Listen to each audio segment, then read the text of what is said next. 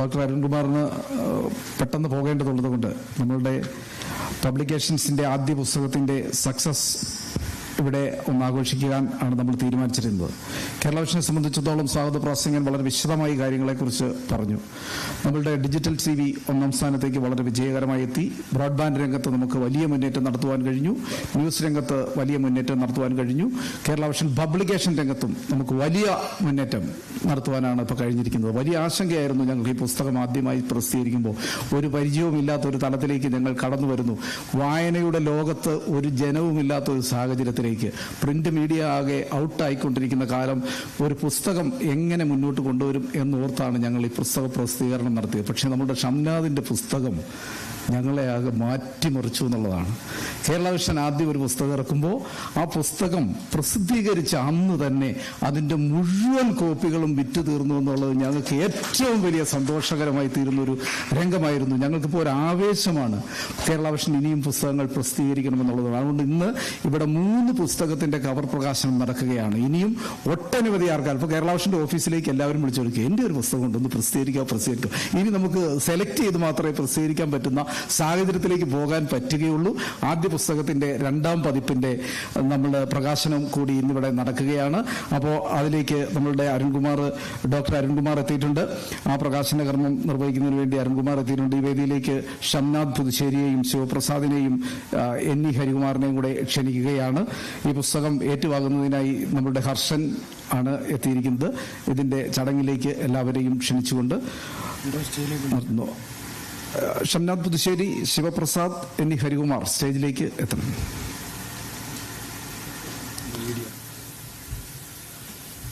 ഒരു വീഡിയോ പ്രസന്റേഷന് ശേഷം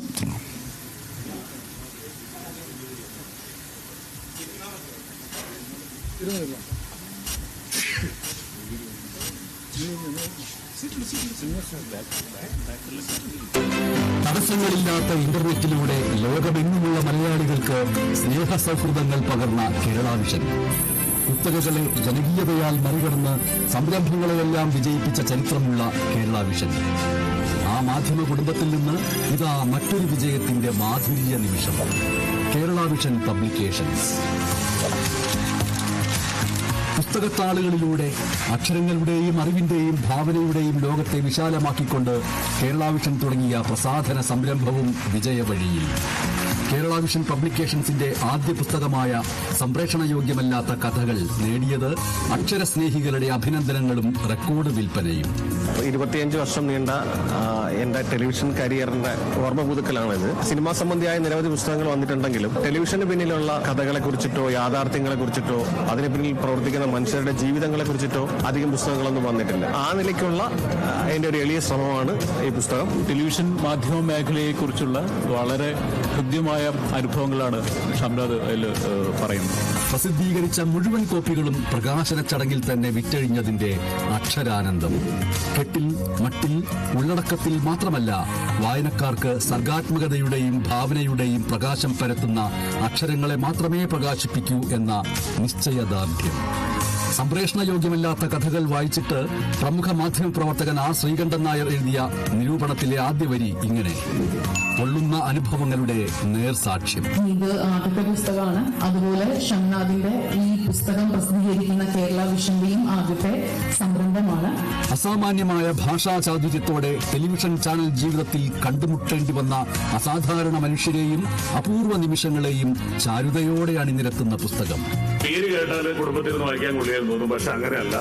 എല്ലാവർക്കും ഒരുമിച്ചിരുന്ന് വായിക്കാൻ പറ്റുന്ന ഒരു ഉള്ളടക്കമുള്ള വളരെ മനോഹരമായ ഒരു പുസ്തകം. അതാണ് കേരള വിഷന്റെ ആദ്യത്തെ സംരംഭം. അപ്പൊ അത് നമ്മുടെ ഒരു മികച്ച തുടക്കമാകട്ടെ. പ്രസാധന ദൌത്യത്തിലെ ഈ ആദ്യ സംരംഭം തന്നെ വിജയകരമായതിൽ കേരള വിഷൻ കുടുംബം വായനക്കാർക്കൊപ്പവും ആ സന്തോഷം പങ്കുവയ്ക്കുന്നു. നമ്മളൊരു ഫസ്റ്റ് പ്രസാധകനെ പ്രസിദ്ധീകരണത്തിന് നൽകാൻ അദ്ദേഹം കാണിച്ച ധൈര്യം വലുതാണ് എന്നാണ് പറയാനുള്ളത്. എന്റെ പുസ്തകം സംപ്രേഷണയോഗ്യമല്ലെങ്കിലും അത് വായനായോഗ്യമാണെന്ന് നിങ്ങൾ ആരെങ്കിലും ഒരാളെങ്കിലും വിലയിരുത്തിയാൽ എനിക്ക് സന്തോഷം. ഈ അക്ഷരക്കൂട്ടായ്മയിൽ നമുക്ക് സംപ്രേഷണയോഗ്യമല്ലാത്ത കഥകൾ എന്ന പുസ്തകത്തിന്റെ രചയിതാവ് ശ്രീ ഷംനാദ് പുതുശ്ശേരിയെയും കേരള വിഷൻ പബ്ലിക്കേഷൻസിന്റെ അണിയറ പ്രവർത്തകരെയും അഭിനന്ദിക്കാം, ആദരിക്കാം. എഴുതുന്ന വിരലുകളാൽ നിറകയ്യടികളോടെ.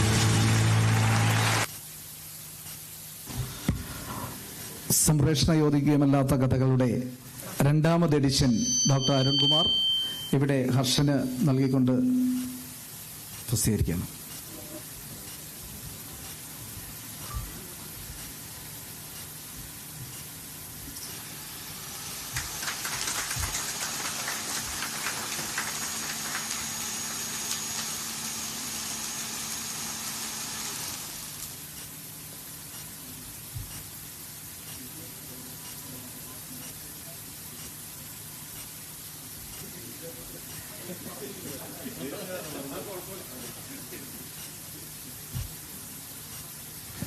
ഡോക്ടർ അരുൺകുമാർ 2 വാക്ക് സംസാരിക്കും.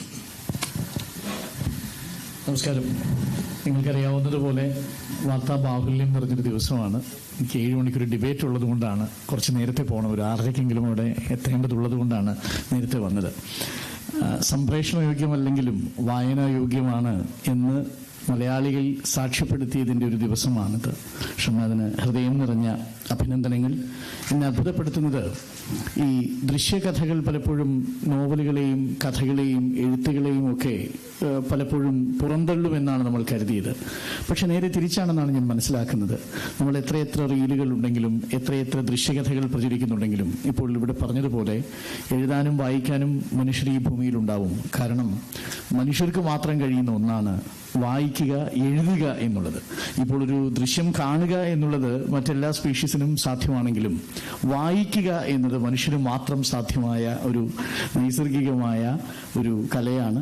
അത് സാധ്യമാകുന്നു എന്നതാണ് ഞാൻ എപ്പോഴും കരുതാറുണ്ട്. ഈ റീലുകളുടെ കാലത്ത് ജീവിക്കുമ്പോൾ പുസ്തകങ്ങളെ നമ്മൾ സ്വീകരിക്കുന്നത് ഒരു രാഷ്ട്രീയമാണ്, പുസ്തകങ്ങൾ പ്രചരിപ്പിക്കുന്നത് ഒരു രാഷ്ട്രീയമാണെന്ന് വിശ്വസിക്കുന്നയാളാണ് ഞാൻ.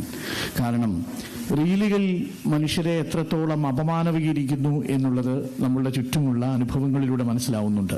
പക്ഷേ പുസ്തക വായന എന്നുള്ളത് റീലുകൾ അപമാനവീകരിച്ച ഒരു സമൂഹത്തെ മാനവീകരിക്കാൻ സഹായിക്കുന്നു എന്നുള്ളതാണ്. ഏത് തരത്തിലുള്ള പുസ്തകമാവട്ടെ, അത് ഫിക്ഷൻ ആവട്ടെ, അത് ചരിത്രമാവട്ടെ, ഇപ്പോൾ പറഞ്ഞതുപോലെ അനുഭവ സാക്ഷ്യങ്ങളാവട്ടെ, ആത്മകഥകളാകട്ടെ, ഏതുതരം പുസ്തകങ്ങളാണെങ്കിലും ആ പുസ്തകത്തിന് ഒരു ചെറുത്തുനിൽപ്പിന്റെ, പുസ്തകത്തിന് മനുഷ്യരെ കൂട്ടുപിടിക്കാനുള്ള ഒരു ശേഷിയുണ്ട്. കാര്യം അതിൽ ചുരുങ്ങിയ പക്ഷം എഴുതുന്ന ആളും വിതരണക്കാരനും അച്ചടിക്കുന്നവനും വായനക്കാരനും ആ പുസ്തകത്തെക്കുറിച്ച് മറ്റൊരു കൂട്ടുകാരനോട് പങ്കുവയ്ക്കുന്ന ഒരു സൗഹൃദവും ഒരു പുസ്തകത്തിൽ രൂപപ്പെടും. പലപ്പോഴും ഏകാന്തതയിലാണ് വായന നടക്കുന്നതെങ്കിലും അതൊരു സാമൂഹിക പ്രവർത്തനമാണ് എന്നതാണ്. റീലുകൾ എന്നുള്ളത് വിദൂരതയിൽ നടക്കുന്ന വിർച്വൽ റിയാലിറ്റി ആകുമ്പോൾ വായനയും എഴുത്തും എന്നുള്ളത് ഒരു മനുഷ്യനെ സംബന്ധിച്ച് വളരെ പരിവർത്തനോന്മുഖമായി ഊർജം നൽകുന്ന ഒന്നാണ് എന്നാണ് എൻ്റെ വിശ്വാസം. ആ അർത്ഥത്തിൽ ഇപ്പോൾ സംപ്രേഷണയോഗ്യമല്ലാത്ത എന്നൊരു തലക്കെട്ട് കണ്ടപ്പോൾ ഞങ്ങളൊക്കെ ആലോചിക്കുകയായിരുന്നു, ഇത് ഇപ്പോൾ തിരിച്ചറിയണമെങ്കിൽ നമ്മൾ സംപ്രേഷണം ചെയ്യുന്ന പരിപാടികൾ നോക്കിയാൽ മതി, അതിൽ ഭൂരിപക്ഷവും സംപ്രേഷണയോഗ്യമല്ലാത്ത കഥകളായിരിക്കും എന്നുള്ളതാണ് വാസ്തവം. നമ്മൾ ജേർണലിസത്തിൻ്റെ ഒരു കൃത്യമായ മീറ്റർ വെച്ച് അളന്നു നോക്കിയാൽ ഈ 24 മണിക്കൂർ വാർത്താ ചാനലുകൾ ആവശ്യമുണ്ടോ എന്നൊരു ചോദ്യം വളരെ പ്രസക്തമാണല്ലോ. ആ വാർത്താ സമയത്തിൽ കുത്തി നിറയ്ക്കാൻ വേണ്ടി സംപ്രേഷണം ചെയ്യുന്ന എത്രയോ കഥകൾ നമുക്ക് വേണ്ടാത്ത കഥകളാണ് എന്നുള്ളതാണ് വാസ്തവം. പക്ഷേ അത് ജനങ്ങൾ കാണുന്നു, ആസ്വദിക്കുന്നു. ചില കാര്യങ്ങളെങ്കിലും 24 മണിക്കൂർ നിലനിർത്തേണ്ടതുണ്ട്, ചിലതിന് അത്രയും ദൈർഘ്യം ആവശ്യവുമില്ല. പക്ഷേ ഇവിടെ വാർത്തകളിൽ എത്താത്ത അനുഭവ സാക്ഷ്യങ്ങളാണ് ഷംനാദ് രേഖപ്പെടുത്തുന്നത്. എത്രയെത്രയോ അനുഭവങ്ങൾ നമ്മുടെയൊക്കെ ജീവിതത്തിലുണ്ട്. 2.5 പതിറ്റാണ്ട് ഷംനാദും നമ്മളും ഒക്കെ മാധ്യമപ്രവർത്തനം നടത്തി വരുമ്പോൾ അത്തരം കഥകളുടെ ഒരു ലോകത്താണ് നമ്മൾ ജീവിച്ചത്. വീണ്ടും ഷംനാദിന് എഴുതാൻ കഴിയട്ടെ. എനിക്ക് അത്ഭുതമുള്ളത് ഈ ദൃശ്യകഥകളുടെ പ്രക്ഷേപണം നടത്തി വിജയിപ്പിച്ചവർ തന്നെ പുസ്തകകലയുടെ വിതരണം കൂടി നടത്താൻ പോകുന്നു, അത് പ്രസിദ്ധീകരിക്കുന്നു എന്നറിയുന്നതിൽ വളരെ സന്തോഷം. കാരണം കേരള വിഷൻ പ്രതിനിധാനം ചെയ്യുന്നത് പ്രക്ഷേപണത്തിന്റെ ഒരു വ്യത്യസ്തമായ രാഷ്ട്രീയമാണ്. അത് ചേർത്തു പിടിക്കുന്നതാണ്. മൊത്തം കീഴടക്കുന്ന ആധിപത്യത്തിന്റെയോ മോണോപ്പൊളിയുടെയോ രാഷ്ട്രീയമല്ല കേരള വിഷൻ ഉള്ളത് എന്ന് നിങ്ങൾക്കറിയാം.